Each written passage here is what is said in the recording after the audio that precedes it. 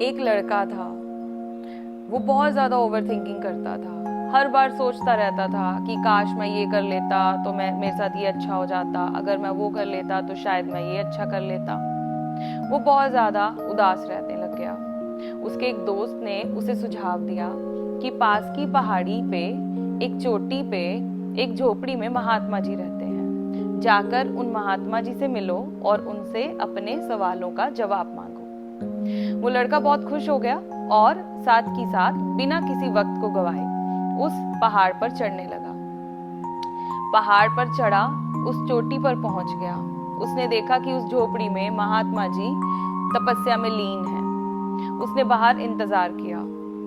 जब वो महात्मा जी बाहर आए, उसने उनके पैर पकड़ लिए और बोला कि महात्मा जी, मैं बहुत ज़्यादा परेशान रहता हूँ, मैं बहुत ज़्यादा सोचता हूँ, मैं बहुत ज़्यादा ओवरथिंकिंग करता हूँ, मैं क्या करूँ।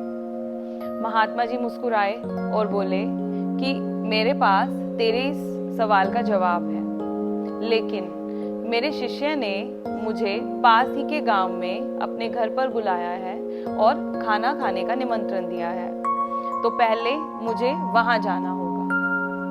तो महात्मा जी ने उसे बोला कि तू भी साथ चल।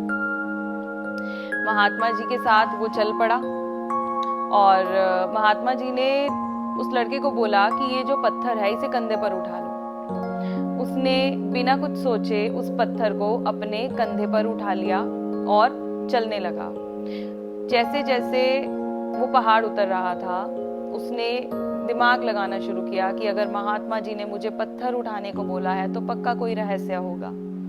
महात्मा जी बहुत बुजुर्ग थे, लेकिन फिर भी कुछ ही मिनटों में उस पहाड़ को पार कर लिया, उस पहाड़ से उतर गए।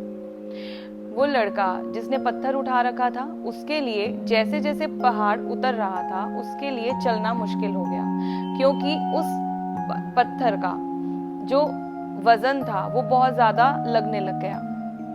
कभी उसके मन में आए कि इस पत्थर को मैं फेंक दूं, कभी मन में आए कि अगर महात्मा जी ने कहा है तो पक्का कोई रहस्य होगा। जैसे तैसे कभी पत्थर गिरे, कभी खुद गिरे, कभी कुछ हो कभी कुछ हो, जैसे तैसे वो उस पत्थर को पहाड़ से उतार लाया और महात्मा जी नीचे किसी पेड़ के नीचे उस लड़के का इंतजार कर रहे थे। वो जैसे तैसे महात्मा जी के पास पहुंच गया और महात्मा जी से बोला कि महात्मा जी, आज तो मैं मरते मरते बच गया। इतना भारी पत्थर लेकर नीचे आना आसान बात नहीं थी। लेकिन महात्मा जी बोले कि मैंने तो तुम्हें सिर्फ उठाने के लिए बोला था, अगर तुम चाहते तो उसी समय नीचे रख देते या रास्ते में कहीं रख देते। तो यही इंसान की फितरत है। इंसान क्या करता है? पुरानी पुरानी बातों को अपने बोझ बनाकर साथ साथ अपने जीवन में घसीटता लाता है।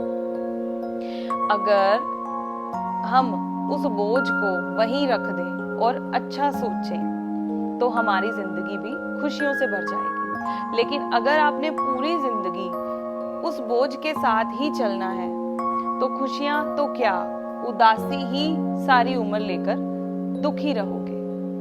तो अब ये आपके ऊपर है कि आपने अपने पास्ट को, अपनी ओवरथिंकिंग को अपनी जिंदगी में चलते हुए साथ साथ रखना है या उसे छोड़कर खुश भरी जिंदगी व्यतीत करनी है।